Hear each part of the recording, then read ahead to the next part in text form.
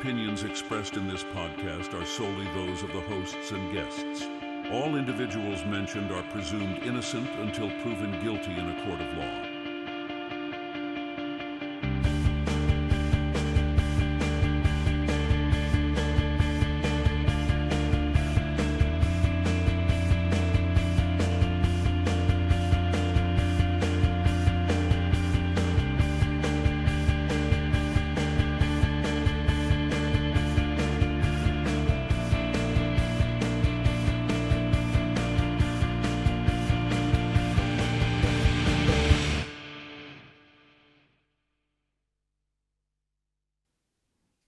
Hello. Oh, you're so high and I'm so low. Oh. I'm Carolyn. This is Jocelyn. How are you today, girl? Good evening. Good. Doing Yeah? really good. I'm It's moving going to be beautiful tomorrow, so I'm super excited. Yeah. Spring is coming. Yeah. I know. I'm excited for the good weather and stuff. We're gonna have bad weather again on the weekend. Oh. Tornadoes No, again. So yeah. Again. Again. Oh, sorry to hear that. On Sunday. Yeah. Oh. Yeah. So I'm glad everybody's back. We're doing Jodi Arias. If you guys remember, Jodi murdered Travis Alexander back on June 4th, 2008. And she had a big, long trial that everybody was watching like hawk eyes. It really was like an Amber Heard, Johnny Depp kind of feel going on at that time, or a Casey Anthony. Like everybody was watching it. You know, Okay. and Jocelyn didn't know the case, so No, we're I did walking. not. No, we're walking through it for Walking her. me through. But it's interesting because people still talk about Jodi and Travis on Facebook, TikTok. I mean, it's still, a very It's a good trial. Yeah, A absolutely. good case. Yeah. I agree. One more. Hold on, I got something here on my screen. Okay, later. Okay. So on to our subject. So this is Travis, everybody. This was the last picture ever taken of him, or the last one that was in the camera that was found in the washer. Yeah. And I wouldn't say, I always try to analyze this picture when I look at it. I think to myself, is it at this moment that he knows something's going to happen bad to him? You don't think so? No, I think he looks annoyed. Like, because she's probably like, say cheese again. And she's probably like, really? Yeah. How many more pictures are you going to take of, tonight? So I think he looks a little annoyed. Yeah. So she says that her defense is that she dropped the camera and it was an expensive camera that he bought, and then he like wigged out on her and she was defending herself. I think she was my personal opinion is she's taking pictures of him and she's just already enraged. He might have said something because they had sex during that afternoon, and he might have maybe said something to her along the way as he was like, I got to go soon. I'm going to go take a shower, whatever. You need to get out of here soon. Maybe he said something like, you need to leave, whatever it may be. That would be something like that we're done. Yeah. Like that would totally set a girl off, right? To be like, oh, I'll be darned if you're going to ask me to leave after I know everything that you've been up to. And now you're going to Cancun with this other girl, Mimi Hall, who we talked about in part 3. And he genuinely also, yeah. Also, I think that it's possible that he might have finally told her that he was going on this vacation with Mimi. And she was like, what? And she was probably, maybe he finally told her. And that's when she like wigged out on him. So. Or another thing is, and we could go forever on this. He went to go take the shower, and while he was in the shower, she went and took his phone, like she had already said a couple times in the past, and saw the text messages to Mimi about the trip, and she found out herself. You mean? Yeah, I mean, I personally think that, right. I mean, clearly she knew she was going to do something to him, but I think she came down there and she was going to definitely find out more information by looking at his phone, whatever, having sex with him, which puts you in a vulnerable situation for you to look around, go down and get a glass of water. Do you want some water? And look around at paperwork and all sorts of stuff. So, yeah, I mean, she could have easily just looked for a text message, and then that was the moment she saw it. Something definitely happened. Just before he started getting up and getting himself together to go to take a shower, and the time he was in the shower, something was happening. I mean, I think it was just something happening at that moment because you got to remember, she literally planned it her, renting a car beforehand, renting the car 90 miles away and then going down. So I think in the back of her mind that she knew something was going to happen, or she wanted something to happen. Yeah. Because why would you hide so many things like that? I So know. I think she was just waiting for the perfect moment. Like maybe she thought after having sex with him this time that he might change his mind. Maybe she thought that it could possibly be different this time, Yeah, I know. I don't know. But I definitely think she went down there looking to do something to him. Now, this is the Jodi that everybody knew, this is what she looked like with the bleach blonde hair, except that final day on the 3rd when she arrives in the middle of the night. And then on the 4th when they're having sex, then she is an actual brunette on that day. Because in the pictures from the camera, she is she's got dark hair, she's got braids, she's got a little plaid skirt on at one point. And she's doing the whole little schoolgirl act for him in those pictures that day.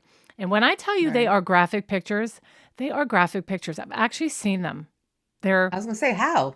How'd you see them? Because there's like people, underground websites that have gotten their hands on these pictures. And there is a picture, I'm just going to tell you, she is literally bent over, cheeks spread. Like it's really graphic. So you can see all of Jodi. So are you saying you went underground to go look for these pictures? No. I haven't looked at them. I actually haven't looked at them this year or even last year. Like 4 or 5 years ago, they were on the internet and I stumbled on them while I was like researching the case. So yeah. Right. Wow. I'm going to go research. I'm going to go underground and look for these pictures. That's crazy. It's pornographic. It's not good. But yeah, go ahead, Lynn. Knock yourself out. This is like a picture of hers where like she had a T-shirt made that said Travis Alexander's on it. Like, yeah, what does the back say? Because why does that look like it's apostrophe S? Does she look at like is she trying to say something? I know. No, Travis. It's like I'm Travis Alexander's chick. I'm her girl. I'm his girl.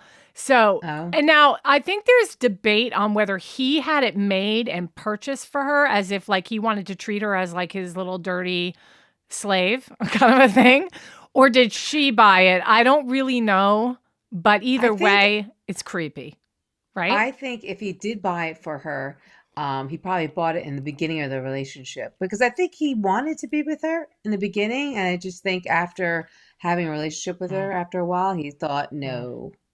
Okay, well, let me give you this food for thought. I think maybe you'll see my point. I'm thinking it's not at the beginning. And the reason why is because when they met as Mormons, and that wouldn't come out right away. You would try to wait and see if are you going to go for this? And then this one would be like, are you going to go for this kind of a thing? I mean, the relationship didn't escalate to sex till much later. So I think the kinkiness and the whole I'm your girl, like, kind of a thing didn't happen till later because I think... Yeah, I mean, what Mormon who doesn't want you to know that he's got sexual desires is going to like buy you a shirt like that? I don't know. That's just an idea. Yeah. Okay. It's food for thought. Food for thought. Okay. So this here is Lisa Andrews. This is the ex-girlfriend of Travis, okay? So she's known at the time of the trial as Lisa Didoni because she was married by the point at the time that she testified, but Lisa Andrews is her maiden name. When did they date? So they met through their Mormon church's single ward, and they dated from July 2007 to February 2008. During their relationship, Travis expressed strong interest in marriage with her, but Lisa felt she was too young because there was a very big age gap. She's going to say the ages, but I think it's something like 18 and almost 30. Like, it was a very big age gap at the time. So she felt she was too young and not ready for marriage at the time. So she ended up testifying, and that's a picture of her during a testimony in 2013 during the trial, and stating that Travis was never physically or verbally abusive to her. I can't talk today. She described their relationship as very intense and mentioned that she began to suspect that Travis was involved with Jodi Arias during their time together, which ends up being proven to be true. These suspicions, along with recurring issues about trust and fidelity, led to their breakup. It's pretty strongly, what's the word I'm looking for? It's strongly encouraged. That she was the one who broke up with him. I don't know why I can't figure out the word. I'm just blah today. Yeah. So Lisa was one of Jodi's biggest obstacles in getting to Travis Alexander, because Alexander was reportedly seeing them both at the exact same time. And she ends up seeing some of the stalking, and she ends up having some fear of Jodi, just like Mimi did a little bit. But anyway, despite all those issues, she described Travis as kind, spiritual. Her testimony directly countered the defense's portrayal of him as abusive or manipulative. And her statements were important in establishing character references for Travis during the trial. So anyway, what I did do was, go ahead. What do you want to say about all that? I think he definitely could have been cordial, respectful to Mimi and to Lisa, but you can definitely be a different person with somebody else. Oh yeah. So yeah, I understand why they put her on the stand as a defense, but I'm sorry. I think that relationships are different with, even if one person's the same denominator, you could still have different relationships with both. Yeah. So I don't believe that he wasn't I don't think he was as respectful to them as he was to her. I mean, I don't think he was respectful to Jodi like he was to them. I think he treated Jodi totally different. Yeah. 100% agree with you, because he needed to keep Jodi separate. He didn't want this sweet Mormon girl and the other girl, Mimi, to ever know about what he was doing behind closed doors with Jodi. So, absolutely. And the more often he saw Jodi, the more threatening it would be for her to show up. And then with her starting to be a little stalkerish, it became harder to control these two lives. I mean, I could imagine he was juggling this thing and going, oh my gosh, what am I going to do? This girl's actually going nuts on me. I mean, if you have a side piece that you're able to, keep separate from somebody that starts going bonkers on you, that's a serious problem. The kind that shows up at your job or, following you in your car on dates. I mean, it's bad. Bad news. I think that he felt lured to her. You know what I mean? Like, I just don't think he had the willpower to say no to her because of sex. I think that. Yeah. And it's unfortunate, because if he really wanted to keep them. If he really wanted to stop it with her, or he wanted to have something serious with the other girls, he really should have stopped it with Jodi. And he never did, because he would answer her phone calls. He would answer her texts. He would open the door when she comes to his house. So, as much as he didn't want it, he couldn't say no. Right. Yep. So, and you know what? That just kept Jodi on a string. Yeah. And although she kept on putting herself out there, he kept on receiving her. So that just gave her mixed, signals. I just think. And no matter how like crazy somebody gets in your life, you never really think that they're going to end up slitting your throat. Right. Right. I'm sure he figured it's fine. She's a Mormon. What is she going to do? I mean, I can handle this. I got this. I can handle this. And I think on an emotional, personal level, he was starting to degrade her and like talk down to her. And the relationship wasn't like as friendly and loving as it was when it first started. And it was just literally just all about like Travis was only nice to her when she gave him sex.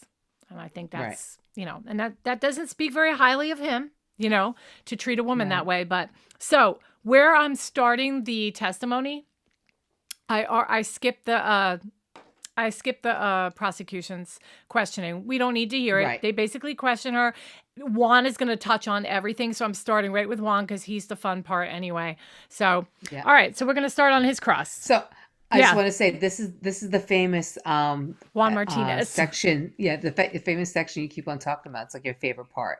Right. Always when he is questioning a witness, but it is not my favorite cross in the trial. My favorite cross in the trial is one particular psychologist, and then of course Jodi. But Okay. he does get he gets a little more fired up on this one than you've ever seen him. It gets better as it goes. Okay. All right. So let's start. This is the cross. Ma'am, one of the things that you told us was that the reason you woke up at the third time, the final time, was that there were strange things that were happening, correct? Correct. And one of the things that was strange was that at one point you were living in an apartment, right? It was a house. It was a house? Yeah. And one night there was, or the door to that house had a security device. When somebody would come in, it would make a ringing sound, correct? Yes. And it was sometime in the evening that this front door made a ringing sound, right? Yes. You went downstairs, and Mr. Alexander was over at your house, correct? Correct. And the both of you went downstairs to investigate and found nothing, correct? Correct. The door was open, though, unlocked, correct?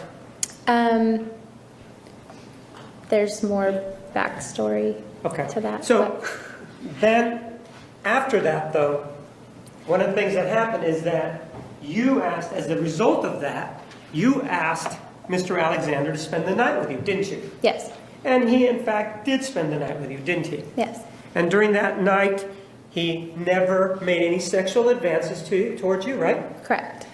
He may have kissed you, but there was none of this passionate kissing, correct? Correct. You were not in the mood for that night, right? Right. And neither was he? Correct. And he spent the whole night with you because of this incident, right? Yes. And at no time that night did he touch your rear or hindquarters, did he? No. And at no time did he touch any other sexual part of your body, correct? Correct. The other incident that created, or that you say where it was strange that was happening, was that one day you were over at Mr. Alexander's house, correct? Yes. And it was toward the time that you were about to break up with him for the third time, right? Roughly, yes. About how much time before that was it? I'm not sure of the time frame exactly, but I think maybe in December, late December, early January, possibly. All right. And during that time, you were in the kitchen, correct? Yes. And was Mr. Alexander in the kitchen? Yes. And while the two of you were standing there in the kitchen, did somebody come into the house unannounced? Yes. Was that the defendant, Jodi Arias? Yes. And is she the person that's sitting there to my left with the sort of tan top and the glasses? Yes. And when she came in to the house, she saw you and she saw Mr. Alexander, correct? Yes. And what entrance did she come in through? The front door.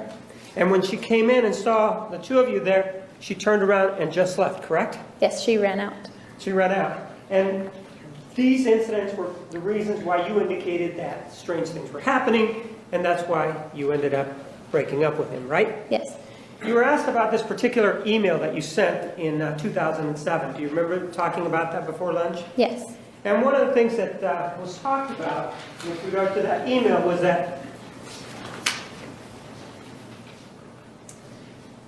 something about tempted to kiss and that sort of thing. Do you remember that the email referenced that? Yes. Well, isn't it true, ma'am, that Mr. Alexander wouldn't kiss you at the start, would he? Yes. And in fact, the person who initiated the sexual contact, if that's what it is, was you, right? Yes. You told him to kiss you, didn't you? Yes. And he was the person that had been holding off, right? Yes. And you believe that the reason that he was holding off was in part because of your religious beliefs, correct? Yes.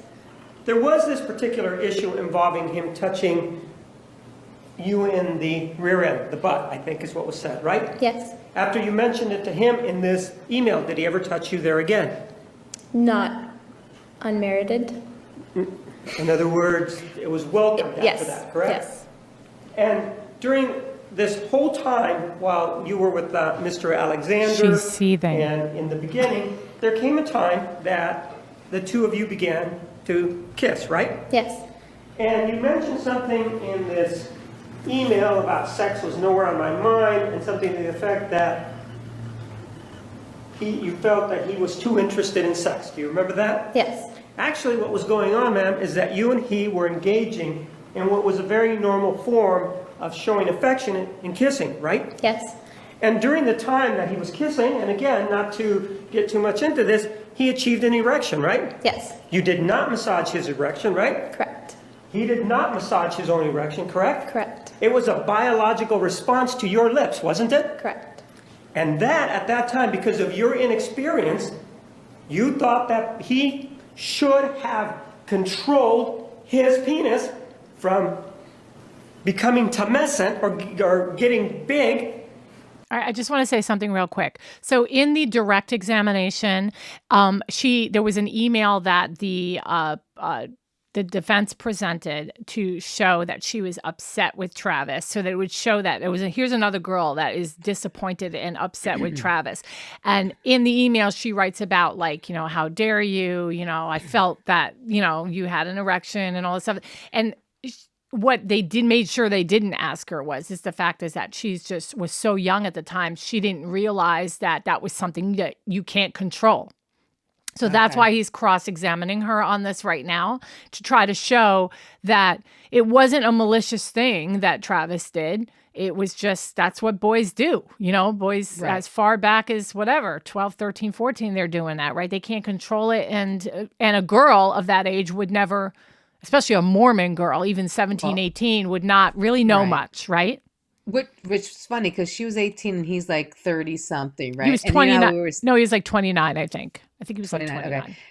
Yeah, because he had to go into remember when Mimi was on the stand and she said that she was in the different category, and we were like, why was she in a different category? Is she like on the shelf now? But it's true. Like, why would you want a 30-year-old even being around an 18-year-old? So right. Now you get it. Yeah. Right. But I don't think that's uncommon with Mormons. They're just looking to get married as early as possible, find a nice guy. And I think that maybe they have respect for an older guy, a little more established, ready to take on a family early, because Mormons would like to get married young. Girls like to get their family going and start having babies. They like to have like 1 million babies. Like, they really do. And I have a Mormon friend. I doubt it's a... No, I'm telling you, their goal is to procreate as much as possible. I mean, any time I see, it's not uncommon to see a Mormon family have 5, 6, 7 kids. It's just very, at minimum. Do you know what I'm saying? Right. And then adopt on top of that. Like, that's not uncommon either. So, yeah. Okay. Just because he was kissing you, you thought that's what the problem was, right? Yes. And it was because of your inexperience, correct? Correct. And with regard to this whole time, in the beginning, the first time that you're with him, he never at any time forced you to do anything sexual that you did not want to do, correct? Correct. And with regard to the fact that he talked a lot about sex, it was mostly in a joking manner in response to certain things that may have been said, correct? Correct. So it wasn't like he was saying to you, we need to get down, baby, or anything like that, was it? Correct. It was more in response to the environment that was around you, correct? Yes. He never touched you, in other words, in an aggressive, physical way, did he? No, he did not.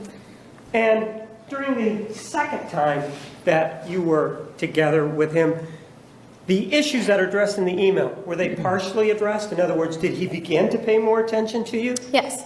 And did he begin to be, in other words, caring of how you felt? Yes. And in fact, you indicated that he was the one that wanted to get married, right? Yes. And at that time, he was doing everything he could to conform to what you wanted, correct? Yes.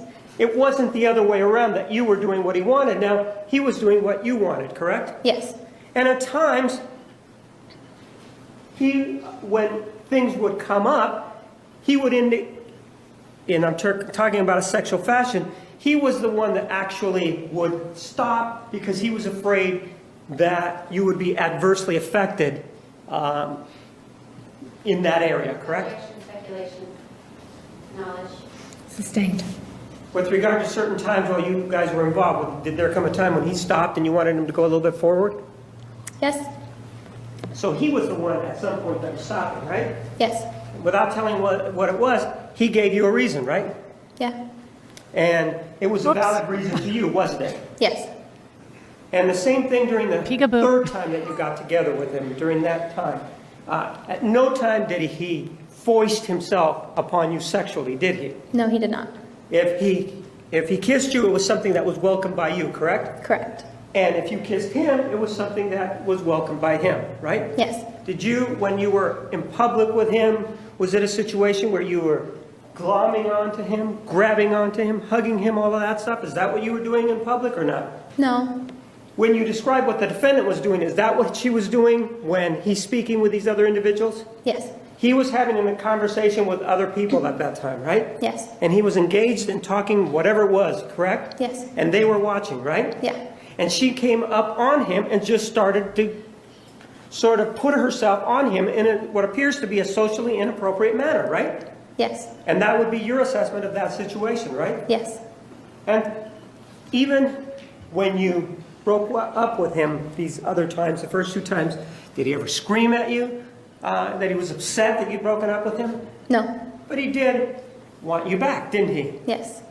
My understanding or viewing of what was going on, it appears like it was a situation more of, and I understand that he was older, but a couple of high schoolers going back and forth with each other. Would you have qualms if I characterized it that way? No, that's exactly what it was. And as part of being in this high school relationship, you had very strong feelings, didn't you? Yes. And you expressed them sometime in a somewhat immature fashion, didn't you? Yes. And one of them was sending him this email, wasn't it? Absolutely. And that's why you kept saying at that time, that's how you felt, right? Yes. And in retrospect, do you think that perhaps some of the comments that you made were a little unfair to him? Yes. And ma'am, with regard to everything that he did to you, in how you feel and how you know of the circumstances and the situation that you were in, with regard to Exhibit 205, do you think in your mind, because you were the one that was experiencing, do you think that, do you? Objection to that being shown, Judge, that is completely irrelevant, and it's quite frankly. Okay, counsel approach. Counsel approach. Okay, I'm going to pause that right there. Did you What see is- what happened? Okay, I'm going to... What is she upset about? Okay, so I'm going to rewind it, but I'll tell you what happens. So he turns around because he's like, this is the kind of prosecutor is. He turned around and he took the worst photo that they have of him literally grayed out, laying on the table with the medical examiner with his slit from ear to ear, and put it on the what do they call the projector overhead. He Right. got it on there for a second, and then she freaked out and said that's inappropriate to show that. Okay, so he gets he does things like that every now out of anger. You know what I'm saying? So Okay. I'm gonna go back. Oh, see, I didn't realize that was the projector. Okay. Yeah. Now, if you look down at where his hand is, you're gonna see the picture for a second. Okay. So Okay. That he did to you, in how you feel and how you know Keep looking. Of the circumstances and the situation that you were in, with regard to Exhibit 205, do you think in your mind, because you were the one that was experiencing, do you think that, what do you See it? Do you? Objection to that being shown. I mean, it was Completely irrelevant. It was a peek at it, but it was basically his entire throat exposed and his head back, Right. and he was using it to say, do you think in your mind anything that's ever happened with you and him deserve this? That's what he was trying Right. to do. Okay. Right. And it's quite frankly. Okay, counsel approach. Counsel Hit the approach. subscriber button, everybody. Sir. Give us some likes. Ma'am, with regard to, Honestly, I just think that you were being asked about how you were aggrieved their about the relationship, fact no, that he may have been cheating with the doesn't. defendant. Do you remember about that? He doesn't deserve that. And you were The relationship he had with Jodi, he did. Not that he did, but I mean, it's understandable why she went to that. Why she went to that length. You know? Right. Nobody deserves that. I mean, it's just so Right. horrendous what she did to him. And it was overkill, like 3,000 million times overkill. It was red. She was seeing red. Yeah, for sure. were asked about, how many times he had been cheated, correct? I'm not. You were asked about that, Okay. right? And that was part of the breakup, right? Yes. Do you think that it is appropriate, given everything that they claim that he put you through, do you think that it is appropriate to take a knife and slash somebody's throat? Objection, relevance. Relevance, and it goes to her opinion. Her opinion Yeah, is not. why are we asking her You may opinion? approach. One of the things that you were asked about was Mr. Alexander's It was sustained. Don't worry. virginity. Do you remember that? Yes. And you were asked about whether or not you had a belief about his virginity and a belief about his virginity afterwards, right? Yes. And this issue about his virginity was something that you and he discussed, correct? Yes. And with regard to the issue of virginity, that was something that was discussed by somebody else after this particular murder happened, right? Yes. Objection as to the name murder. Pardon? I didn't hear your objection. Objection as to him calling, referring to it as murder. Is there I'll say killing. Rephrase. And you had some conversations with some people involving his virginity after the killing, right? Yes. And with regard to whether he was or he wasn't a virgin, throughout this whole time that you were with him, did he, aside from items, certain items when he wanted to make out with you, that sort of thing, did he treat you with dignity and respect throughout this whole thing? Yes. At any time did he touch you by hitting you inappropriately? No. And the person who started this kissing thing was you, right? Yes. I don't have anything else. Redirect. I will listen to a little of the I know redirect. that the initial time that you and Travis both started kissing, you're saying that you initiated that. Is that Yes. true? Okay, but you and Travis kissed more than once. Yes. Many times, right? Yes. And according to your email, there were many times that you weren't just you were making out very passionately. Yes. And those were the times that you started to feel uncomfortable, right? Objection, leading. Sustained. Did you feel uncomfortable during those times? Early on, because of my inexperience, I was 19. Okay. You were 19 and he was 29 or 30? Yes. And during one of those times you said that he achieved an erection? Yes. And is that what made you uncomfortable? Yes. And once he had an erection, he didn't stop, did he? Stop kissing you? No. When the initial breakup you said was because you found out he was cheating, right? Yes. And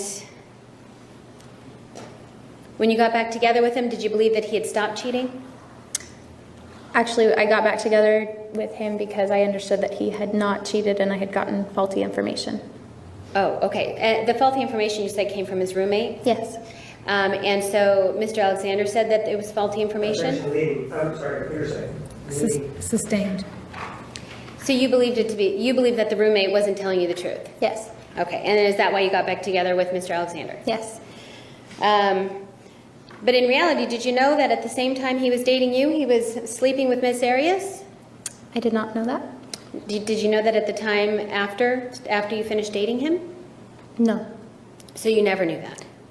I had my suspicions, but I didn't know Okay. the details of their relationship. Okay. And you did know that he was taking her on trips, right? Yes. And those were overnight trips? Yes. Objection, the other spoke. Overruled. All right, and during one of the times that you said one time you were asked the question about being over at Travis's house when Jodi came over? Yes. You said that, did Jodi come through the front door? Yes. And she walked right in, did she walk right into the house? Yes. And once she saw you, is that when she turned and she ran back out? Yes. And after she ran out, Travis was with you too, right? Yes. And after Miss Arias ran out, did Travis run after her? Yes. And Travis was gone for at least a few minutes, wasn't he? Yes. And you don't know what happened or what Travis said to Miss Arias, right? No. I do know she had gotten in her car very quickly, though, and had gotten away. Okay. But you don't know, Travis was gone for at least a couple of minutes, right? In other words, he didn't Right. just run to the door and then come Right. back. All right, so he ran outside. Yes. Okay. So in other words, he must have felt it important to chase her. Objection, speculation. Sustained.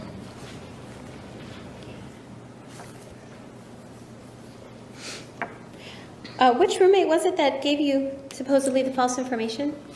John Hepworth. Okay. And you asked, Well, actually, John was right. Yeah. after you broke up with Travis, did you date anybody else? Objection, beyond scope, relevance. This goes to the fact that Travis was calling her. Overruled. Were you dating anybody else when Travis was calling you? Yes. Okay, and that was after you had broken up with Travis? Yes. And is that part of the reason why you didn't want to answer his calls? Not really. Okay. All right. But you did not want to answer his calls, right? Right. All right. And you said that you were asked questions about believing that Travis was a virgin? Yes. Okay.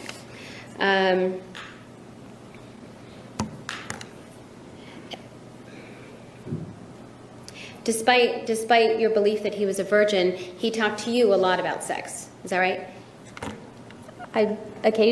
We contemplated marriage, so sex would inevitably come up. Okay. But during your email, you discussed that it made you uncomfortable at times, right? Right, very early on. After that, those issues were completely resolved. Okay. And after the first breakup, when you thought he was cheating, and then you got back together, it was just within 2 months or so that he was talking about marriage? Objection, lady. Sustained. How many months did it take before he was talking about marriage? After you got back together after the first breakup? It wasn't very long. I don't know the time frame exactly, but I would say between breakups it was only 2 months. So you may be correct in saying it took 2 months or so to talk about it. Okay. And when he was talking about marriage, it was serious enough that it concerned you? Objection, lady. Sustained. She's Reasons trying about everything it? she can. Not for myself. It was more I wasn't ready. He was, so maybe he should explore other options if he was that serious about it at the time. I was happy just dating at the time. Okay. All right. And this was just a month or two after you had broken up with him for allegedly cheating on you, right? Right. All right. Thank you. Nothing further, Judge. I think he comes back one more time. All right. It appears there is another juror question. I have a number of juror questions. Oh, good. Here. I like the juror questions. Yeah, Yay! me too. Ms. Daydoni, the jurors have some questions for you. Did someone tell you that Travis was texting and calling Jodi and another female? No, actually, Jodi and another female had texted and called several times while we were together. Jodi called numerous times while it's almost as if she knew we were together at the time. Did you know this before you started dating Travis the second time? Yes, I was aware of the calls and the texts all the time. Was the email you sent to Travis before or after you heard he cheated on you with Jodi? It was less than 24 hours after, so I was very upset. Did you ever refer to Jodi Arias as a stalker of Travis Alexander? Yes. Did Travis ever call you names? No. Did you personally feel threatened by Travis? No. Was Travis ever abusive to you? No. Did he ask you to have sex with him? No. Did you feel pressured to do anything? No. Did Travis ever make sexual advances to you while you were dating? No, just all it was making out. Yeah. How do you define cheating? What I understood it to be and what I would still understand it to be is if you are in a committed relationship and you, whether you're kissing or any other sexual activity is going on outside of that committed relationship, I would consider that cheating. If you were shocked to hear Travis was a virgin, why did you break up with him after you found out? Yeah. I mean, do you think that she would lie on the stand about that because she's a Mormon? We're talking about Lisa? Yes. Would she Like, lie as on the in- stand? Like No. about, let's say, you don't think she would? I don't think To the- anything this girl is saying would ever, I don't think this girl lies at all. At all. And it's not Okay. just because she's a Mormon. That plays a role, but just take the Mormonism out of it. Just, you can tell by her character. There's no way this girl is lying. She is just such a sweet, honest girl. Okay, You can take see that it. back. I don't mean lying, but maybe fibbing a little bit. Because she wants so bad to get Jodi for what No, she did to Travis? About them like not going any farther than just kissing. Oh no, I know Mormons. I have friends that no, they're pretty regimented. Straight and narrow. Yeah, there's a few of them out there, but you could just tell that this girl, is, Okay, all right. That's what I think. But I mean, I thought maybe you were going to say that maybe, there's a little bit of her that wants to just emphasize certain things, like there's no way he would ever abuse me, that kind of a thing, because she wants to get at Jodi. Maybe there's a little of that in there, but I don't think she'd lie though. I don't think she's out to get Jodi. I'm saying fibbing about her actual interaction with him.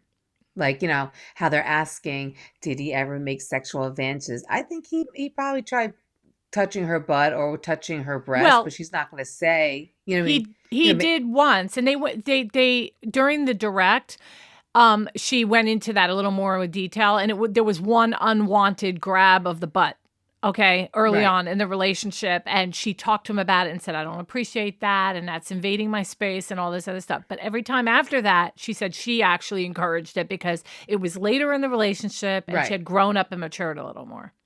Right. Okay. So, but no, I don't think they only dated for like 8 months.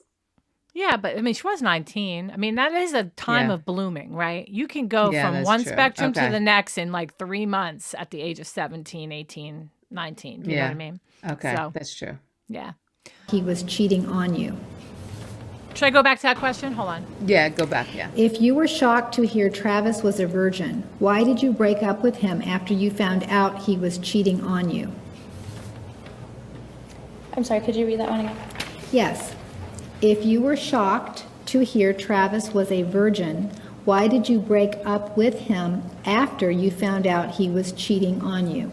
No, I believed him to be a virgin, and so I broke up with him because I had understood he had done whatever it was with Jodi. That's what I had believed, and then he had told me that was not the truth, so I did get back together with him after that. Did you feel that Travis' job interfered with your relationship with regard to travel and phone calls? Yes. Any other questions from the jury? Follow up, Ms. Wilmot.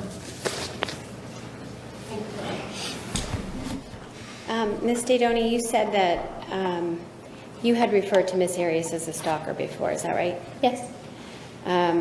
And during the time that you were with Travis, did he say some crazy things about her? Yes. So he would tell you these things? It's also from my own experience. Okay. You also, so you were there when these other women would be texting or calling Travis? Yes. During the time that you were together, you did have a chance to see Travis's temper, though, right?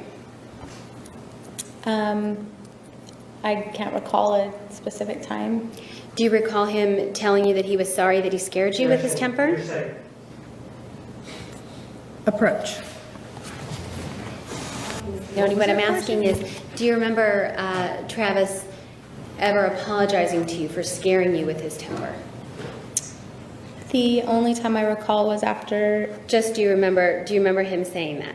Yes, one time. Okay. And you told him that you didn't like to see him like that? Yes. All right, that's all, Judge. Thank you.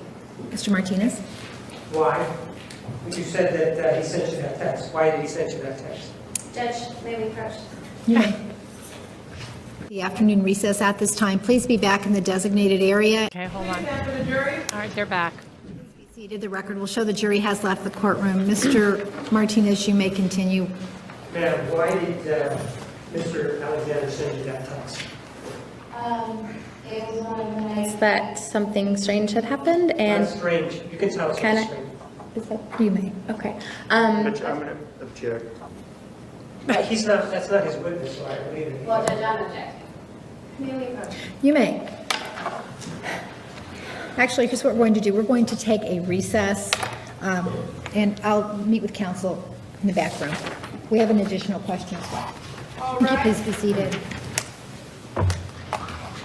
Judge, I would like to get the record before we begin. We don't have a court reporter yet. We need to wait just a moment. All right, we're back on the record. The record will show the presence of the defendant and all counsel. Mr. Nurmi. Thank you, Your Honor.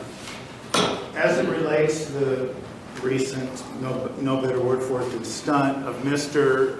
Martinez asking a lay witness who was not present on June 4th, 2008, when Mr. Alexander attacked Ms. Arias, whether or not her justification defense was valid. He showed a picture, Exhibit 205. The throat picture.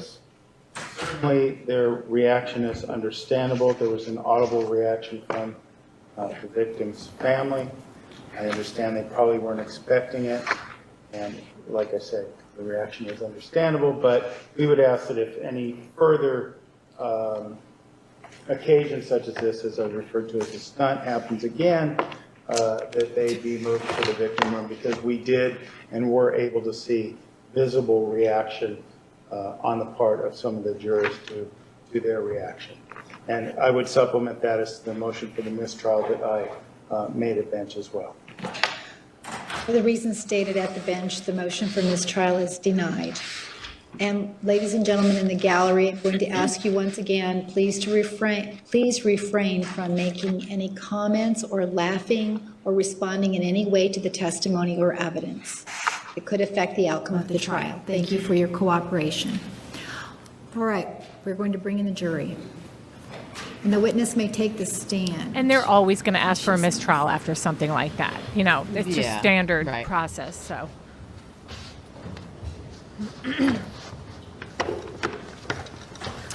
Please be seated. The record will show the presence of the jury, the defendant, and all counsel. Mr. Martinez, you may continue. Ma'am, isn't it true that the incident involving the outburst of anger by Travis Alexander involved him throwing a telephone in response to damage caused to his vehicle? Yes. I don't have anything else. What was that? Okay, so Jodi had done damage to the vehicle, I believe it was. I know she had slashed tires and stuff. So he had had a temper at one point, and the defense was trying to show that Travis had a temper. So they used the fact that this girl would testify that he had a temper at one point that she did not like. It was put in the email. I don't like when you act that way. It scares me, blah, blah, blah. And then Juan Martinez just squashed them and said, look, it was one occasion. He's never been like that any other time before. And wasn't it in response to the fact that somebody damaged his vehicle, which is really an appropriate response, right? If you came out to your car and it was all keyed, you'd be pretty mad, right? So oh yeah, absolutely. He's trying to show it's not like you did anything and he was lashing out at a female. It was more about the fact that the car was damaged, and that's why, right? He was upset. Okay, so what I'm going to do now is we're going to do a switch, but I just wanted everybody to know that she's doing good now. I couldn't find out much information about her since then. I did find a picture of her very recent, though, which I think is pretty cool. And I've never seen this picture around, but this is her now, sometime in the last 3 or 4 years. She lives a quiet life. She is now married. Very little presence on social media, and pretty much stays out of the public eye. So, no kids. What's that? I don't know about any kids. I couldn't find out any information about kids. Okay. So, the next thing we're gonna do, and let me just cue up my video here, is we're gonna talk about the fling that Jodi had when she went to Utah after the murder. She went to meet this guy. Yeah. His name is Ryan Burns. Let me get this up. Hold on one second. And I want to make sure. She set up. Yeah. Okay. So I have that there. All right. So does Ryan Burns actually say that she was there with him? Like, does he have to testify? Yeah, that's what I'm going to show you next. This is Ryan Burns then, around the time. No, this is no, Lisa. I didn't press the button yet. I'm still talking. What I'm about to show you is Ryan Burns right at the time that she was dating him. And, good looking guy. It's you know, cute. Yeah. very cute. He's Very cute. changed a lot. You know, this is him now. Well, not now, Oh. but during the time of the trial. So he's definitely put on some weight. But he was a Yeah. Mormon, and if you guys remember, this is the guy that she literally pre-planned. She called him in advance and said, you know, I'm going to be, you know, traveling to California to visit a friend for, I think it was a shower or a baby thing. And then I'm going to drive out to you. And they had been talking and leading up to this thing. There had been no like physical connection whatsoever. They had never been together Okay. before. And they never met personally. Okay. They met once personally and then started Oh. texting. They met at a prepaid legal thing. And then Okay. and then they got each other's digits and they started texting each other and calling each other, and then like, you know, late night calls for hours, getting to know each other. Yeah. And right. then she says, I'm going to go visit a friend in California, and I'm going to drive out to you and we're going to spend some time together. But really what she was doing was setting it up so she could drive to Arizona, kill Travis Alexander, and then quickly leave and drive straight to Utah to meet Ryan Burns. Okay. Right. So I have his testimony. Let me switch over and we'll watch some of that. I think that'll be really interesting because I like this guy. I think he's a pretty cool guy. I think you'll like him. Okay. All right. I guess, wait, real quick. Did they end up dating afterwards? Well, no, not really. No, just this Okay. one occasion is it. So, okay. All right, here we go. Ever needed any assistance of anybody out there in California, I was welcome to call her. And This Turning it up. individual, Jodi Arias, that we've been talking kinda about, low. is she in court today? yes, Tell That's me as where low where she as is as seated high as I and can what get she's it. wearing. she's over there in a black good. long sleeve shirt. Is she at the end of the table? Yes. Your Honor, may the record reflect the identification of the defendant? Yes. So, after that, did you continue having contact with her or not? Yes. I don't believe we spoke for maybe 3 or 4 weeks after the convention. I think we did a kind of a party for Utah before one of our big events. And I think we were actually playing pool with a friend of ours named Zion Lovinger. And Zion, somehow Jodi's name came up and asked me if I knew who she was or how we had known each other. And eventually he maybe kind of played matchmaker a little bit and got, we talked about it. And then I ended up giving her a call, I think even that night at that event. And how much time elapsed between the time that you met her and the time that you actually placed this call? Probably 3 or 4 weeks. And when you called her, what did she say? I asked her if she remembered who I was. She said yes. And it just was, it seemed like a pleasant conversation. It went on for maybe 30 minutes for an hour maybe. And during the time that you and she spoke, was there an agreement or an indication that you were going to call her back, she was going to call you back? What was how was that conversation ended? I don't know if we necessarily agreed, but I think we probably talked the very next day. Okay. And did this sort of continue on where you continued to talk and that sort of thing? Yeah, from that point, we probably talked at least 3 or 4, sometimes 5 times a week. Either she would call me or I'd call her, usually around 10 or 11 at night when our days were kind of done. Did there come a time where the two of you agreed, or she agreed, to come out and visit you? Yes. What was the name of the town that you were living in back then? Salt Lake City. Is Salt Lake City near West Jordan? Yeah. Mm-hmm. This is suburb. Mm-hmm. And were you living in Salt Lake City or in West Jordan? West Jordan. And when you say West Jordan, describe the living arrangements back then? Back then, I actually lived in a kind of a side apartment with my family, and their house was in West Jordan. Did that side apartment have its own entrance? Yes. And did it have its own kitchen? Mm-mm. Is that a no? No, I'm sorry. No, it didn't.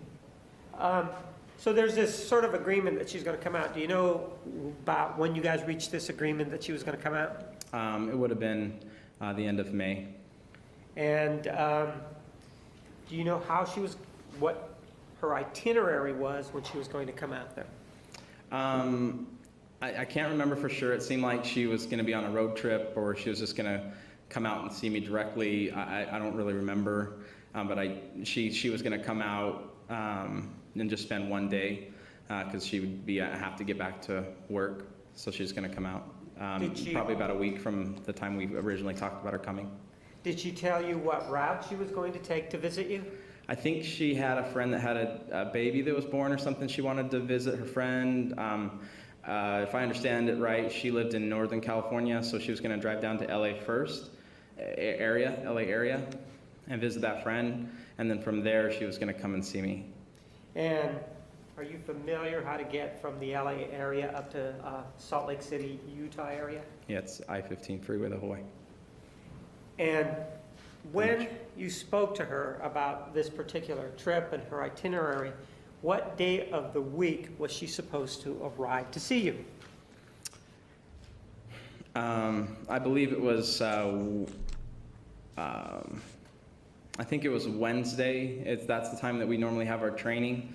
And I think she was going to be there on Wednesday morning is when she had said. We talked the night before, maybe around 9 or 10 at night.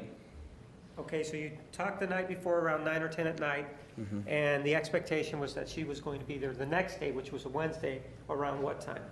I knew it was about a 12-hour drive. A little concerned about her driving overnight because it's 9 p.m. She said she'd be fine, and she'd obviously pull over just to be safe if she needed to take a nap or something. So 12-hour drive, I would expected her maybe at 9 if she would drove straight through, but of course probably she wouldn't drive straight through, so I thought maybe around 12 or 1 I was kind of expecting her to be there. All right. So the next day, which was the Wednesday, around 9 o'clock, did she arrive up there? No. And you talked something about training that day. What are we talking about when you say training? Associates get together, kind of learn more about the membership and how the service against and serve families and things like that. And so we come together on a training on Wednesday night. And so I think she was even going to attend that training with us. What time was the training on Wednesday night? Training was 7 p.m. And where was the training scheduled to take place? In Sandy, Utah, which is about 10 minutes south of West Jordan. And did you attend that training that Wednesday? Yes. So it's 10 o'clock, noon. Did she arrive by noon? No. And at noon, I was obviously concerned because she's driving throughout the night. And I tried to call her at 9, but her phone went straight to voicemail, so I couldn't get through. Tried to call again at noon. And I wasn't too concerned at 9. At noon or 1 when I didn't get a hold of her, at that point I was a little concerned, but it still was just going straight to voicemail. And so it was just going straight to voicemail every yeah, time? it wasn't ringing. All right, go ahead.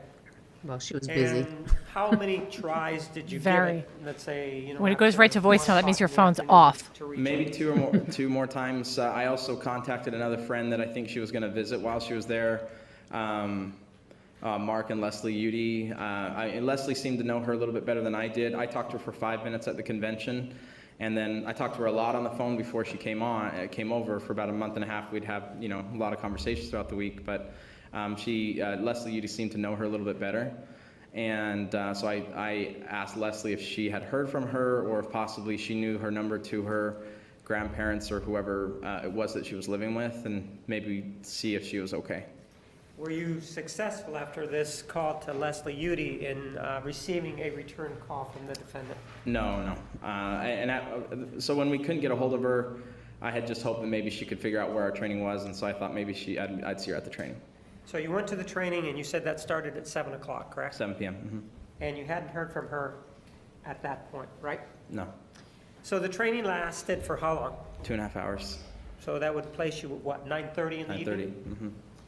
Where did you go after that training? At that time, we had a few of our buddies. Every week, we'd go over to the Cheesecake Factory, and we'd just hang out. We'd grab a drink, sometimes grab an appetizer or something. We'd just sit there and chat. So that's where we go. And while you were at the Cheesecake Factory, which would have been after 9:30, right? Yeah, we got there probably about 10 p.m. And while you were there at the Cheesecake Factory, what town is that in? That Cheesecake Factory that you went in? Murray, which is maybe 10 minutes east of West Jordan. And when you were there, did you receive a call from the defendant? Yes. About what time was that? Maybe we had talked about it a little bit. I knew that she knew some other people at the table, like Mike Bertot was there. But you received the call from her. Around 10:30 p.m. Right. And what did she say to you when she called? I mean, obviously, first I just said, you know, Jodi, and you know, she said, hey, and she almost sounded apologetic from the get-go, and I just said, hey, are you okay? And then she said, yes, I'm fine. And I just asked her, you know, where she's been, you know, and how. So you asked her where she's been. What did she tell you that she'd been? She said a few things happened. For one, I think she said she's kind of airheaded like that, and she took the wrong freeway, and she drove the wrong direction for many hours. And then at some point she got tired, and so she fell asleep, and she couldn't believe how long she slept by the time she woke up. And I just said, okay, well, good. I'm just glad you're okay. I couldn't get through to your phone. And when I said that, she told me that she had lost her car charger. She hadn't forgot to bring it, maybe pack it. And so her phone had been dead all day. If she'd forgotten the charger and her phone had been dead all day, how was it that she was then able to call you from that same phone? She actually calls for speculation. I think she told me. Sustained rephrase. Did she tell you something about that? She told me that she had, I think, bought it from a gas station or something she found one. So she told you she'd bought another charger, right? Right. And how long did this conversation last? I could be wrong, but maybe 30 minutes to an hour. And It could be longer. I'm It's not a sure. long time to be sitting during at the that time that Cheesecake you were Factory on the talking to phone. her, was there ever an Yeah, with indication as friends. to when she was going to, did you and she talk about when she was going to arrive in the Salt Lake City area? Yeah, it seemed like she was still like a long ways away. She wasn't sure exactly where she was at, so we didn't know exactly how long it was going to take her to get there. So she had to kind of get her bearings. So she told you she didn't know where she was, right? Right. Then, and what else did she say?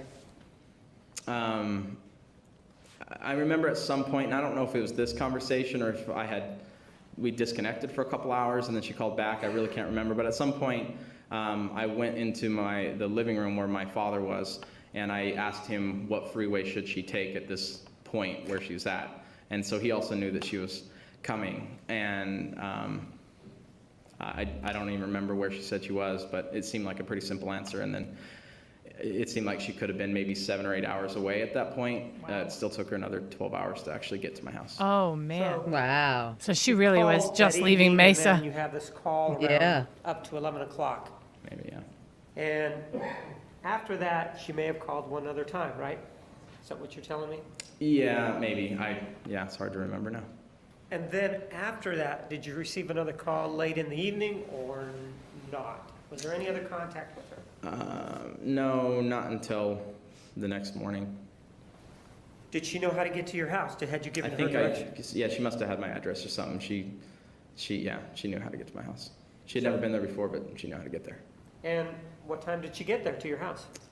Again, not sure, but maybe around 10 or 11 the next day. I'm not positive on that. And that would have been the Wednesday, right?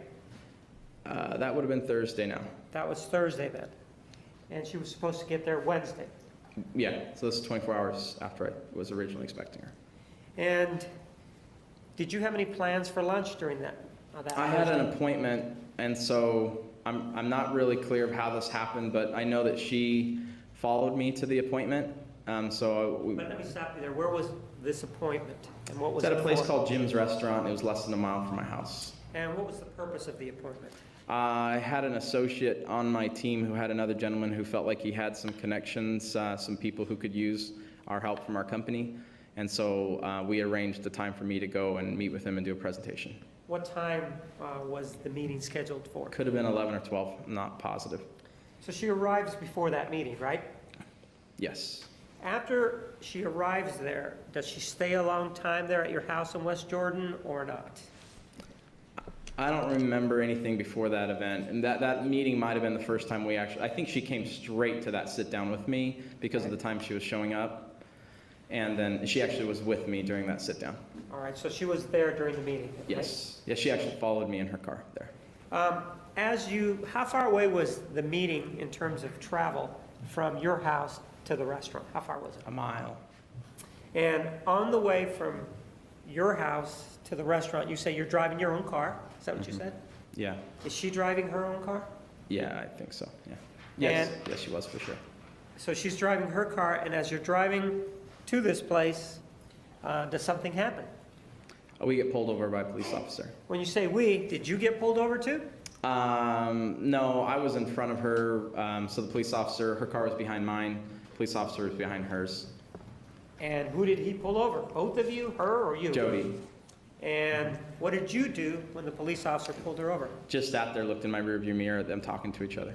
That's awkward. And how far from your house? You'll how say. much We know had you why. traveled before she was pulled over? 700 yards. I mean, we pretty much got pulled over right away. And after you're watching in the rearview mirror, what do you see? He's talking to her, and eventually, it didn't look like he gave her a ticket or anything. Why do you say that? Because I didn't see him hand her, and maybe he gave her a warning. I'm not sure. I was trying to figure out if she got a ticket or not. But I didn't really find out the story, I don't believe, until we went to the restaurant. I might have got out and talked to her there. I don't think so. I think we went over to the restaurant before I got the story, what happened. Okay, so you went to the restaurant and you had the story. What was the story that she told you? She said it was a funny story. You know, he pulled her over because her back license plate was upside down. And then I asked her how that would happen, and I think she had what she told me is she was coming out of a Maverick or a restaurant or something like that, and Where? What? sometime on her trip to get to my house. All right. And when she came out, there was these kids that were goofing around at the front of her car with her front license plate. And when they saw her, they were laughing. They dropped the license plate and took off. No. And she told me she thought that was the only thing they did, so she just took that license plate and put it in her back seat, or maybe put it back on. I don't remember. But she thought that's all they did. But what she told me is that apparently they also switched my back license plate and turned it upside down. Nobody would do that. So that's why the police That's so officer weird. pulled her over. So we laughed about it, and that was it. Do you know whether or not you helped her reaffix the license plate right side up? I honestly don't know. I think I might have fixed it for her, but How do you not remember, Ryan? So then, I was saying, yeah. How do you go not to remember this the meeting, conversation was the when you meeting got pulled over or at the It's completed restaurant? and she's there, Yeah. right? Is what you But told you me. remember the Yeah, and she's conversation. down with me, probably Right. around 11 or 12. You have After to get on that, your hands and knees Where did to the two like of you go? We do went the back to license my- plate. my How do you house. not know that? Okay, and when you go back to your house, what did the two of you do? We talked for a while. I think we agreed that we were going to watch a movie or something like that. And then he doesn't that's what remember. we did. We turned on a movie. And what happened during the movie? At some point, I mean, we were talking and we kissed. And That was did quick. this kissing continue, or did you just stop at one kiss?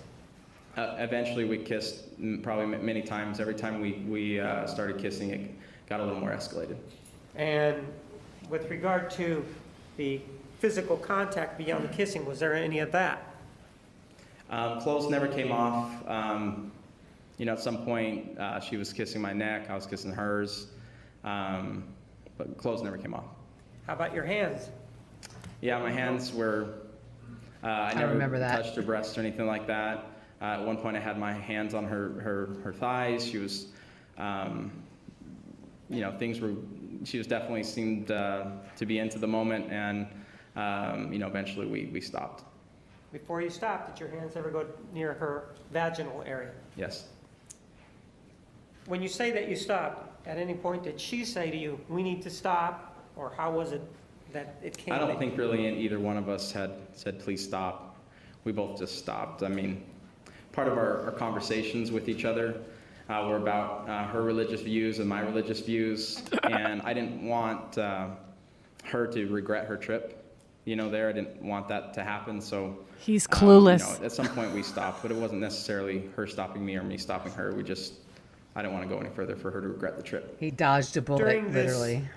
Literally. interlude that you are having, what was her demeanor? Was she upset? Was she happy? What was her demeanor? It just seemed like the person I'd be talking on the phone, just meeting her in person. There was never a moment where it felt awkward or anything like that. At any time while this is going on, did you grab your hands and say, don't put it here, don't put it there, anything like that? Is that a no? No. And so later on, what did the two of you do? Later on, we had I don't know if anything else happened before this, but we had to get to the business briefing. And where was the business briefing? Sandy again, same location as the training the night before. And what time was the business briefing? The business briefing was at 7 p.m. And so you get back probably around 1, so it's 1 to 7 that you and she are together, correct? Mm-hmm. Is that yes? So 1 to 7 we're together, yeah. And did you finish watching the movie that you guys I don't know if we did. So what happens with regard to the business briefing? Do you go by yourself or do you go with No, we go kissing together. I think she drove with me. I think I was just going to take her back to her car. She might have followed me there. I don't remember that. But we showed up definitely together at the same time.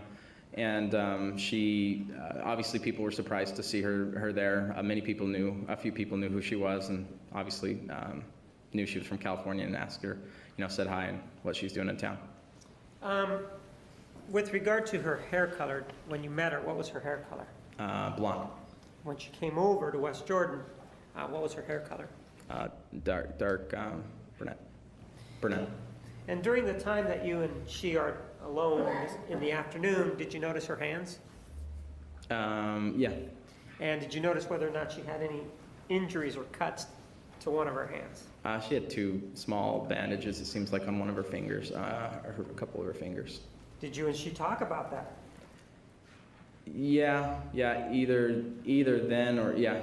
I can't remember a time that I've had a bandage more than twice on my hands. Like 2 bandages on my hand. Like ever. In my entire life. I've never had a bandage. Really? Yeah, I've never had one. If you pick up something that's hot, you know what I mean? You're using a couple fingers at the same time. Yeah.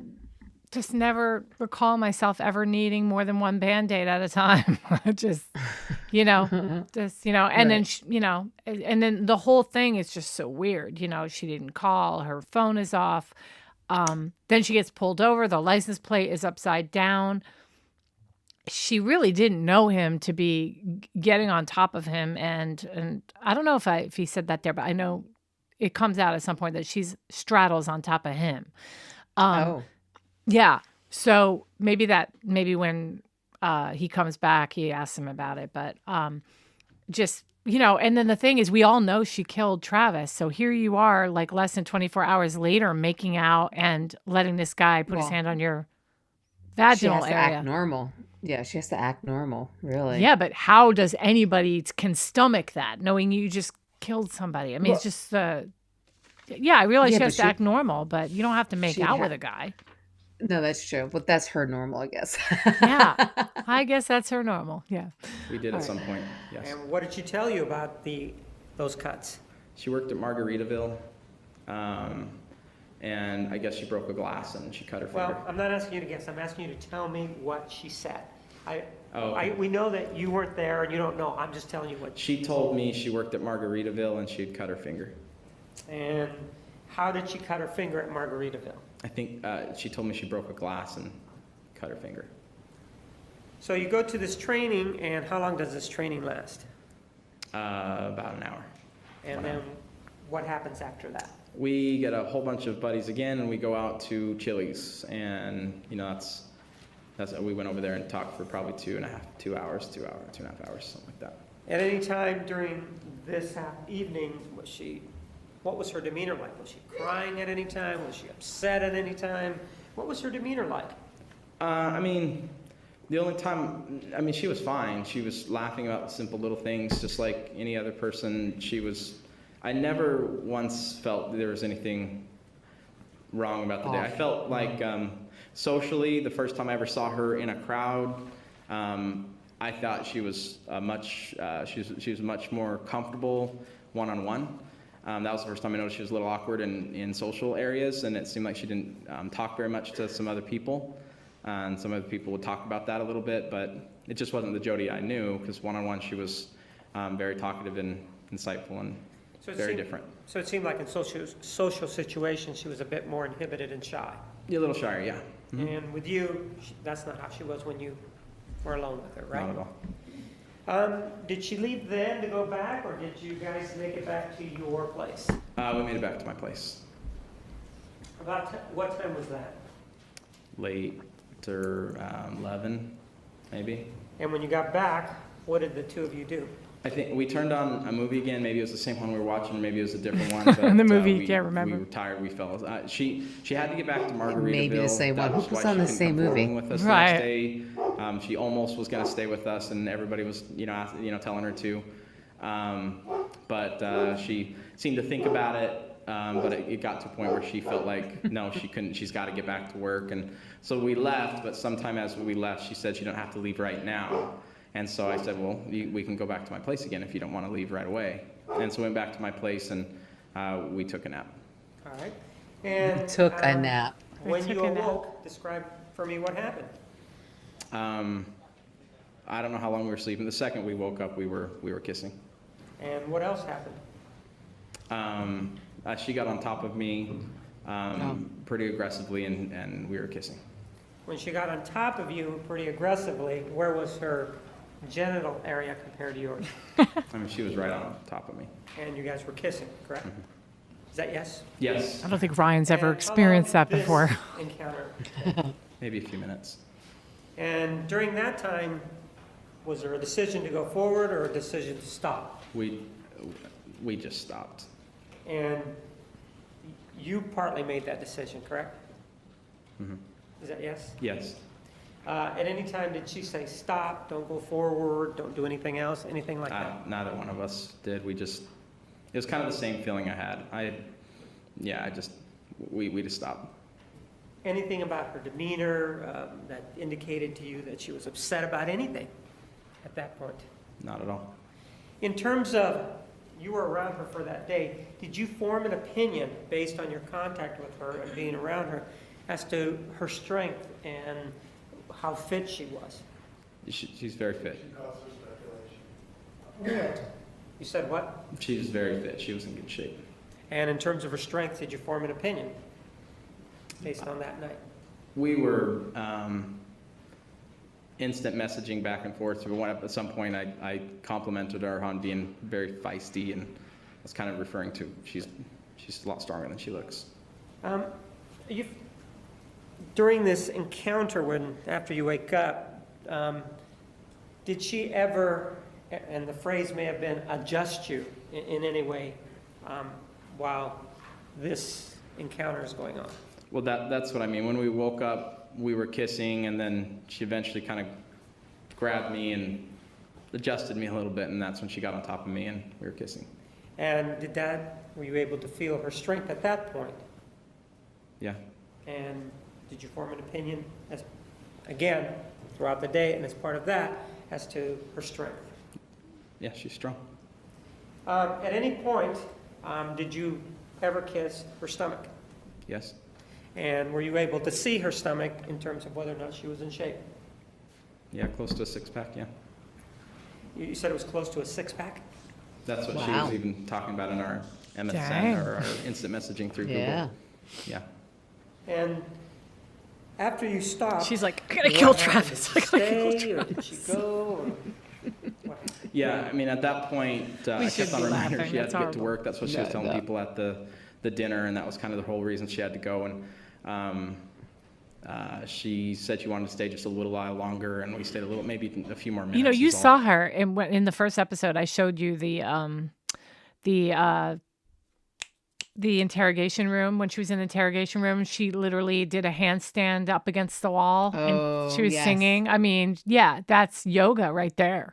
I mean, Yeah. she clearly knew her exercise moves. She could do that. But she clearly doesn't know how to meditate. No, she doesn't. And then just kind of walked her out to her car and said goodbye. What time was that? Any idea? 1 a.m. possibly. It was later. Could even be later than that. I don't remember. One of the things that you indicated to me was that there was this sort of instant messaging part or component of your relationship. Yeah. Yeah, we would talk, and every once in a while, if I noticed she was online, or if she noticed I was online, we both had a Google account, I believe, and so you can kind of tell when they're on, and so you could just kind of write a little message, and a few of our conversations were through that.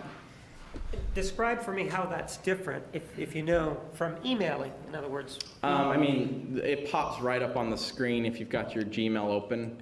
And so if somebody says, you know, hi, it pops right up and you can reply, and then you can almost carry on a conversation while you're doing other things. But I mean, it's kind of like a text message back and forth. It's immediate and you're both responding right away. And sometimes you're even responding to things that are 2 or 3 questions away, you know, so it can kind of be kind of confusing. Let me show you exhibit number 284. Go ahead and take a look at it. She's so weird looking. She just Are you familiar? creepy and puppy eyes. Yeah, this is from Jodi Arias on May 30th. And who's it sent to? Me. And it has, without reading it, it has something on there, right? Something written. Yeah, what she wrote me. Uh-huh. If I could have that back.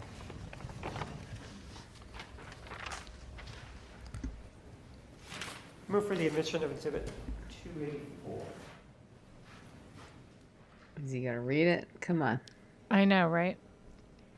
No objection. 284 is admitted. Oh, they gotta admit it into evidence first before they can read it. Right.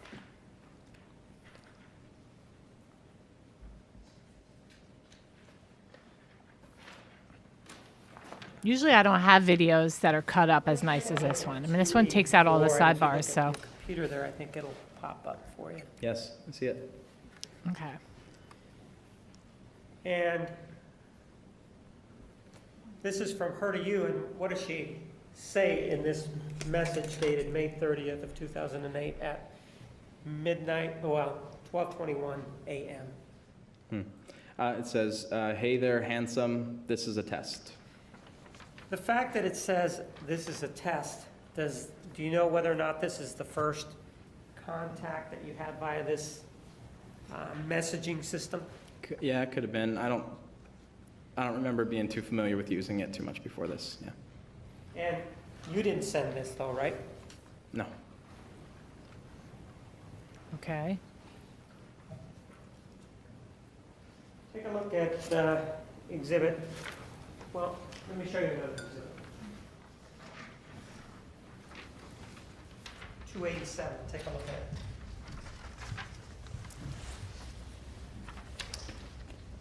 Yeah.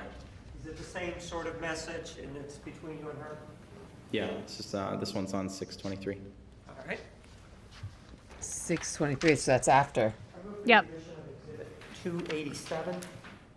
I'm going to object, Your Honor. 2 weeks, 2.5 weeks after. 287 is admitted. It That's indicates her mom it's, in the middle. That's from her mom you, in the her, middle. To Jodi Arias, right?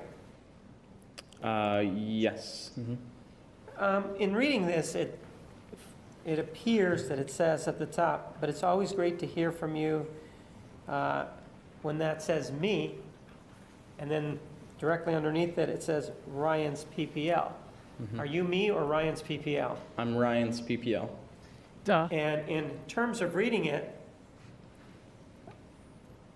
it does say that it's always great to hear from you.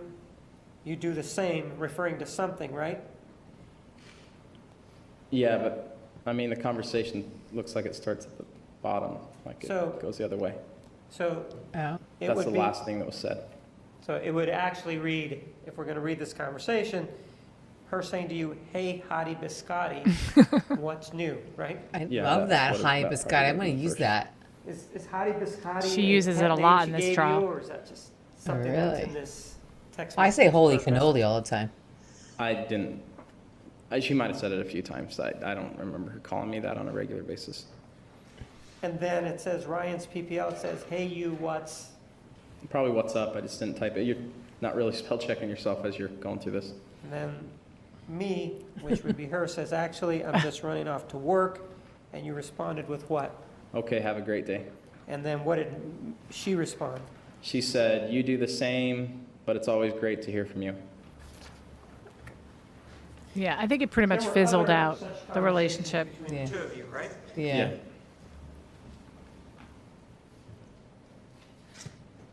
Was there a conversation that took place in which she discussed the breakup with Travis Alexander. Not too often, but we talked so much that, yeah, I mean, a few times we talked about it. And take a look at Exhibit 286 and see if you recognize it and whether or not that's a conversation where she talks about the breakup.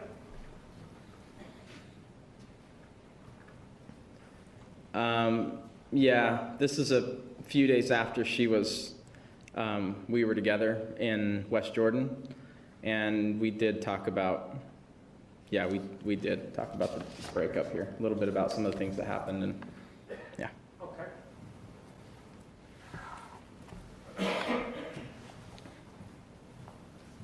I move for the admission of Exhibit 286. I'm going to object again, same objection. Please approach. Exhibit 286 is admitted. Sir, They let's never go ahead and win take a the look at, arguments. Parts of Exhibit 286. This is page 2 of 9. We see the me is who? That's Jodi. And the Ryan's PPL is who? It's me. Me does indicate something there. Why don't you read to us what that sentence or that whole section says? You want me to read it or just say what I No, it's remember? just whatever it says. This is Starting after with the A. murder. Anyway, back to Travis real quick, and this is Jodi. Anyways, back to Travis real quick. He's a great person, and I wouldn't want to edify him as anything else.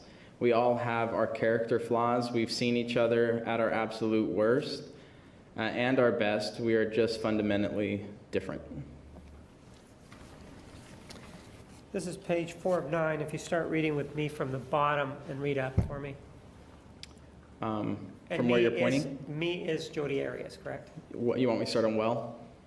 No, where it says yes. Uh-huh. Well, there is a little more. What is Laugh out loud, LOL. Laugh out loud. He's like, what is that? The whole time we were seeing each other after we broke up, he had another girlfriend. I had no idea. He didn't tell me about her here, but her probably until after they broke up. Let me see if I can get this. Yeah, why don't you fix that, focused Juan? a little bit. Manual focus. There you go. Okay. But I felt so bad this time I was the other girl. I wanted to tell her, but that would have caused a lot of unnecessary drama and pain. Anyway, since she asked what time it was, I decided to text her back, quote, "Time to cuddle with Jodi. Good night." Then I deleted the message, went to sleep, and never mentioned it to him. Continue on. That must have been to Lisa. Yeah. Ouch. What did you say? I said, "Oh man, that is intense." Yeah. And she responded, But it got to the point where I couldn't keep it in anymore. I confronted him. We broke up, and I kind of wish that was the end of the story. But he is very persuasive, and we continue to see each other, even though we were no longer boyfriend, girlfriend. Yeah. so she talks about this text message and what she did with it, right? Yeah.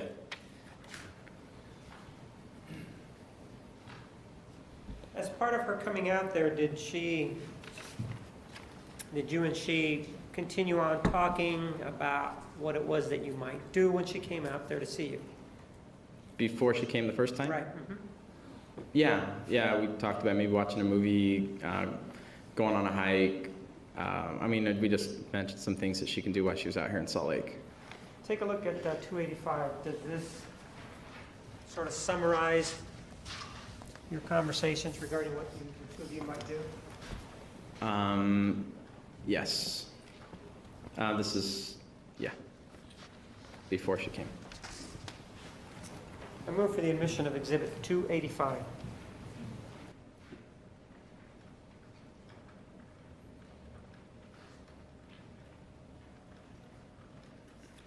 These Fast texts forward are 10 so seconds. interesting. What?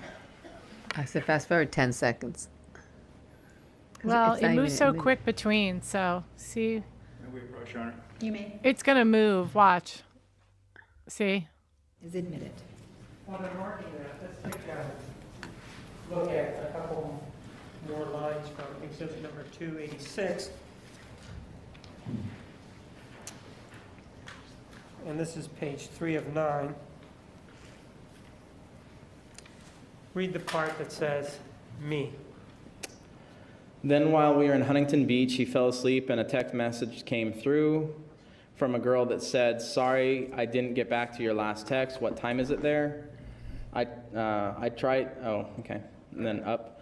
So of course, I read the last text he sent her, and it said, "I really miss you. Gosh, I'm making myself look so bad." This is still her. "I had a really strong gut feeling. I'm not saying I'm psychic, but I've been cheated on twice before, and it's a very distinct feeling, one that I cannot ignore." So I asked him gently about it, and he got really angry, and it led to an argument. He said I was crazy to think that, so I left it alone. But the feeling persisted, and one day while he was taking a nap, I took his phone and read his text messages. Bad, I know. Yeah, he kind of gaslighted her a little bit there. Yeah. A little bit of Betty Broderick. You're crazy. But she is crazy. It just so happens she is crazy. Exhibit number 285, for example. It's not crazy for her to check the phone. You talk at the bottom. It's the way Travis treated her, like he made her, not made her, but it drove her to do stupid stuff like that. And obviously checking somebody's phone means you don't trust them. Yeah, I know. I'm just saying she is a little bonkers on top of that. Like he didn't pick a girl that would say, "Oh, forget this. I'm just going to walk out the door," and then call it a day and be mature about it and move on. This girl, I think, is really psycho. I really think that there's something, seriously wrong with her. So, and there's a lot more that's going to make you see that, especially when she testifies. You're going to be like, what? So don't rush to judgment yet. But I mean, I'm surprised you don't already see a little of it now, just from the little bit we've gotten so far. But yeah, I don't see it. You don't see it? I see her actions. I see her actions as somebody who is has little self-regard for them, little self-respect. Yeah. And being, treated by somebody who is constantly just fishing her along. Yeah, I'll say that. I think because I know the end result and I know so much that's coming, it's hard for me to have much sympathy for her, but I can see why you would say that at this point. Right. Yeah. And she's never treated this guy, what's his name? Brian? Ryan. Ryan. She's never treated Ryan the way that she's treated Travis. So, he didn't. Not yet. You don't know how there was a long courtship with her and Travis long before it got, this was just like the itty bitty beginning, and everybody's a different person in the beginning, right? You don't get to see their true colors until weeks and weeks and weeks in of seeing each other and starting to, Well, they were talking for several months. Yeah, it doesn't really count. Weeks. Yeah. That doesn't really count. But you're still courting.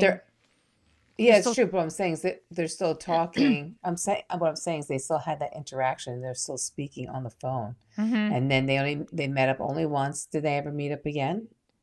I think maybe one more time, but I'm not sure. Oh, yeah. Okay. About getting sushi and that sort of thing, but basically it just talks about what your plans are when she comes out. Correct? Yeah, she had said that about getting sushi or something. Did you and she also text message each other back and forth? Yeah. I don't have any other questions. Thank you. All right. I think it's okay to stop there. So I just wanted you to get a little idea of his side of the story. And I'm trying to see if I have anything, other information on him. So where is he now? I know Ryan. he's more known, Ryan Burns.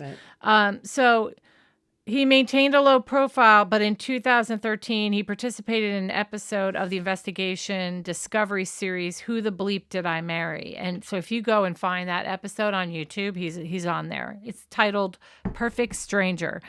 He discusses his brief relationship with Arias and the shocking revelations that follow. Years later, a social media post from 2023 indicate that Burns has moved on with his life and is happily married. No. Yeah, so that's good. Hey, I wanted to show you guys. This is an actual picture. This is not her prison cell, but the county, which she's obviously was held at the county jail there. Right. This was her actual cell, a picture of her cell while she was on trial. I just thought that was interesting. And you see her little, I don't know how she got pink sheets. How do you get pink sheets in jail? I think somebody has to give them to you. Yeah. Like, how Wade always guess. asks for canteen money True. or Yeah. just things. Yeah. Yeah. But what is that on top of her bunk? It looks Probably like her paperwork. legal paperwork for her case because she's probably studying. She was studying her case too. Oh, Yeah. okay. Just How'd she get her own suite? the magazine on the bottom because she's a high profile inmate. She was hated by many people. It says optimist on the magazine at the bottom. I know you probably Where? can't. I don't see it. Yeah, I can't see it. It's at the bottom. I can see like a little bit of it, but like, yeah. And then obviously bags and bags of whatever she probably bought from the canteen. And I know it's stupid, but this is a typical meal at the prison that she was at. Oh. Disgusting. Okay, Ew. That is really bad. I don't think I would lose a lot of weight in that prison because I don't think I would touch any of that. Maybe the cookie. What is that? I Okay, eat the cookie. Okay, so you can see my cursor, right? You can see my moving cursor? around. The red cursor. No. You don't see it? Right, okay, well, right. bottom No. right would be pinto beans. Top right okay. is vegetables. Far left would be green bean casserole with some carrots and cream or something. Are you reading that? Like you know that for sure? Or are you guessing? I'm guessing. No, but I know. Look, I'm good with food. Those are pinto Okay. beans, bottom right. Those are pinto beans, no doubt. Like I have no question that's pinto beans. And you can see the green beans, you can see the cream and with little carrots in it, and then you got the cookie and then the bread in the middle. I don't know what that is in the top right sticking out by her hand. Oh, that's by. Well, that's not her hand. The outside the tray. You mean? Yeah, what is Outside the that? tray? What is that? I was just. I don't even know. I don't know what that is. I would definitely eat the vegetables. I'd have the cookie and the bread. I don't know. The vegetables I would eat. They'd look fresh at least. I probably would try the pinto beans just to see if they were good. If they're good, I'd eat it. I like beans. Ew, I love beans But too. I But don't know. they have a grayish color to them. Yeah. You know, like in the I beauty. can get over color as long as the taste is good. I don't care about the color. But I don't like this. Like that looks like it's in cheese. It looks like green beans and cheese sauce. like I don't like that. Yeah, no, to me, like, I don't know about cheese, like a Parmesan, like a creamed spinach. That's what kind of reminds me of. I don't know, but it's really gross. I don't eat cream spinach here. Outside of jail. Outside of jail, right. So that's our part 4. So next time we're going to start Jodi on the next one. Okay. Her testimony. Now that's going to be a hard one for me because there is so many days of it. And I'm like, should we just do just cut the good ones, just the good stuff. Yeah. Well, we'll talk about that after. But that's not as easy as you think. So I have them with no sidebars. That's the best I could probably do. And then, I don't want to miss anything either, but I mean, honestly, start to finish, it's so good, but it's going to take us a long time to get through it. So I'm just warning y'all now, but it's so worth watching, and people go back to it all the time. It is it's constantly being recycled. So, I mean, we can just break it down. I wouldn't mind seeing all of it. Yeah. We'll just do, hour and 15 each time until we get through it. Hit the sub button. We appreciate you. We love our viewers. Subscribe to our channel, like, share, give us some hearts. We give you hearts back. Yes. And then we'll see you on Monday, right? Sound good? Yes, Monday. Joss? Sounds good. We can do Monday. Yeah. No, not Monday. All right. I'm sorry. We're every Tuesday and Friday. We usually do Tuesday, but I would totally do Monday. You want to do Monday instead of Tuesday, or do you want to do Monday, Tuesday, Friday? Not all the time. I just for right, next just week, this Monday. I wouldn't mind doing. Yeah, I wouldn't mind doing Monday. Sounds good. And we're going to do Okay. something different on Monday, and I'll let you know. It'll be up. Watch the channel. Once I put up the upcoming thumbnail, you'll see what our show is going to be on Monday, and then we'll be back to Jodi on Friday. Actually, back up Tuesday. Let's do Tuesday. Okay, Tuesday. It'll be Tuesday. Tuesday. This is getting cut off at the end of the video anyway. So We'll do Tuesday. Yeah. you special people that are on right now are the only ones that get to see our goodbye. So Yes. we love you. Now we only put the goodbye on. Well, now I'm going to take it off because we led them to believe it was Monday at first, and now it's Tuesday. I don't know. Whatever. Anyway, Yeah. everybody have a great right. night, and we will see right. you on Tuesday. Have a good weekend. Yeah, Enjoy good your weekend. Be careful. Yes. Yeah. Make sure I don't get Okay. blown up out of a twister on Sunday. Yeah, I know. All right. Take care, guys. right. Thank you. Bye. Love you. The views and opinions expressed in this podcast are solely those of the hosts and guests. All individuals mentioned are presumed innocent until proven guilty in a court of law.